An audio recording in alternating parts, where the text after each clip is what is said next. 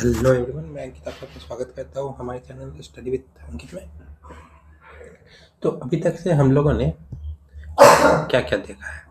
अभी तक से हम लोगों ने पॉलिनोमियल्स का इंट्रो देखा, फिर टाइप्स देखा जो डिग्री पे बेस्ड था, फिर जीरो ऑफ पॉलिनोमियल देखा, और अब आज क्या देखेंगे? आज हम लोग देखेंगे रिमाइंडर थ्योरम।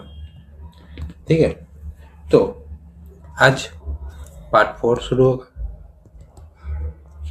ठीक है, तो इसमें हम लोग रिमाइंडर थ्योरम को सिंपल तरीके से समझेंगे और कुछ ऐसे एग्जांपल्स भी सॉल्व करेंगे जो एग्जाम में बहुत इंपॉर्टेंट आते हैं। ठीक है, तो चलिए शुरू करते हैं।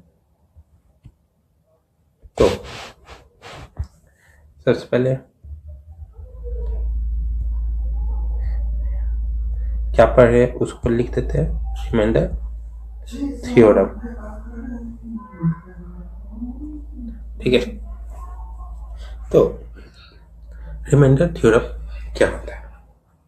तो रिमाइंडर थ्योरम में मतलब कि किसी पॉलिनोमियल, मतलब पॉलिनोमियल है px, इसको अगर हम डिवाइड करेंगे x माइनस ए से, ठीक, तो क्या रिमाइंडर आना चाहिए? तो इसको अगर हम डिवाइड करेंगे तो रिमाइंडर आना चाहिए पी ए। ठीक है, अब पी ए क्यों आएगा? क्योंकि जीरो पॉलिनोमियल के हिसाब से कोई भी पॉलिनोमियल होता है जो वो किसके बराबर होता है? जीरो के। ठीक है, तो यहाँ से अगर हम देखें जाए तो x माइनस ए किसके बराबर हो गया? जीरो के। तो x किसके बराबर हो जाएगा? एक। और अगर सिंपल वर्ड में बोला जाए तो x ए के बराबर यहाँ पे पुट करेंगे तो पी ए हो जाएगा। तो अगर हम इन्हें सिंपल वर्ड देखें तो डिवाइड करने की कोई ज़रूरत नहीं है।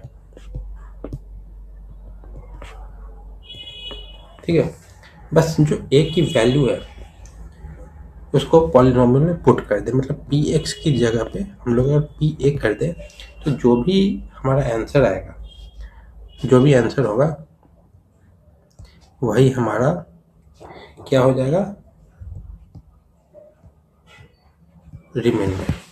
ठीक है, मतलब ए की वैल्यू को एक्स की जगह पे पुट करते हैं, जो भी लीनियर इक्वेशन होगा तो उसके जगह पे वो आ जाएगा। ठीक है, अब हम आपको क्वेश्चन के हिसाब से दिखा देते हैं। तो चलिए देखिए, ये पहला क्वेश्चन हुआ कि find the remainder when px is equal to x square minus 3x plus 2 is divided by x minus 1। ठीक, तो अब इसको अगर हम लोग सॉल्व करेंगे तो डिवीजर क्या है? मतलब जिससे डिवाइड हो रहा है x माइनस 1। तो ये किस फॉर्म में है? x माइनस एक से कंपेयर करेंगे तो ये क्या है? x माइनस 1, मतलब a की जगह पे 1 है। तो a क्या हो गया? सो a इक्वल टू 1। अब x की जगह पे हम लोग a पुट करेंगे तो now x is equal to a, तो P X is equal to क्या दिया हुआ है? X square minus 3x plus 2। तो x की जगह पे a पुट करेंगे तो a की वैल्यू क्या है? 1। तो 1 का स्क्वायर माइनस 3 इंटू 1 प्लस 2, तो यहाँ पे 1 माइनस 3 प्लस 2 इक्वल टू 0। ठीक है, तो इससे हमें क्या पता चला कि इसका जो रिमाइंडर है वो 0 है। सो रिमाइंडर इज इक्वल टू 0। ठीक है, तो अब एक और क्वेश्चन देख लेते हैं। ठीक है, ये तो पहला था। अब क्वेश्चन दूसरा देखते हैं, क्वेश्चन नंबर 2। तो find the remainder when px is equal to x cube minus 4x square plus 5x minus 2 is divided by x minus 2। ठीक है, तो अब हम लोग इसको सॉल्व करेंगे। तो सबसे पहले क्या है, तो क्या दिया हुआ, डिवीजर x माइनस 2। तो यहाँ से अगर हम देखें तो a क्या हो जाएगा, a हो जाएगा 2। तो अब देखते हैं कि इक्वेशन क्या है। इक्वेशन है px equal to X cube minus 4x square plus 5x minus 2। अब x की जगह पर a पुट करेंगे, तो a की वैल्यू क्या है 2, तो यहाँ पे p 2 हो जाएगा। तो जहाँ जहाँ x है वहाँ 2 पुट कर देंगे। 2 का क्यूब माइनस 4 इंटू 2 का स्क्वायर प्लस 5 इंटू 2 माइनस 2। तो ये हो गया, 2 का क्यूब क्या होता है 8, माइनस 2 का square 4, 4 into 4 16 plus 10 minus 2, 10 plus 8 18 minus 16 minus 2 minus 18। तो 18 माइनस 18 इज इक्वल टू 0। तो यहाँ भी अगर हम देखें तो रिमाइंडर क्या आ गया 0।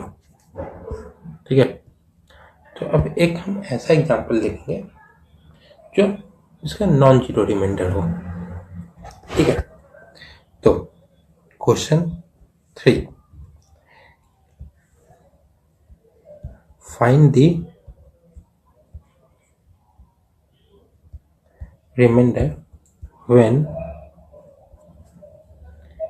px is equal to 2x cube plus x minus 1 is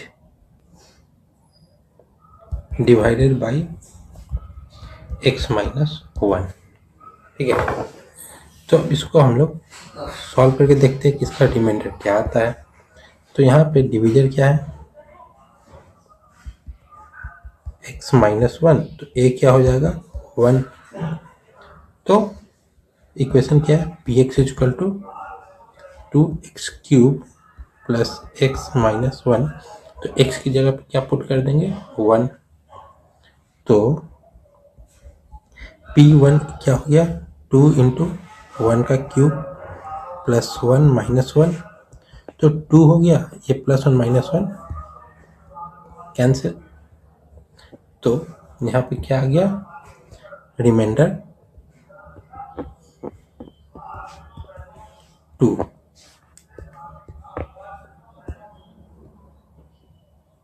ठीक है, तो इसका जो रिमाइंडर है वो 2 आ जाएगा।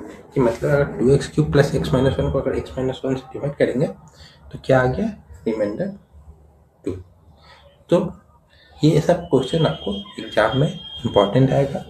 तो आज हमने क्या क्या देखा, आज हमने रिमाइंडर थ्योरम को सिंपल तरीके से समझा और कुछ इंपॉर्टेंट क्वेश्चन सॉल्व किए जिसमें रिमाइंडर 0 आना और नॉन जीरो आना भी शामिल था। तो नेक्स्ट वीडियो में हम क्या करेंगे, तो नेक्स्ट वीडियो में हम फैक्टर थ्योरम देखेंगे जो इसी से रिलेटेड है। ये अगर नहीं करते हैं तो फैक्टर थ्योरम समझ में नहीं आता। ठीक है, तो वीडियो हेल्पफुल लगा तो लाइक करें और सब्सक्राइब जरूर करें ताकि हम फैक्टर थ्योरम को भी आगे देख सकें। तब तक के लिए थैंक यू सो मच।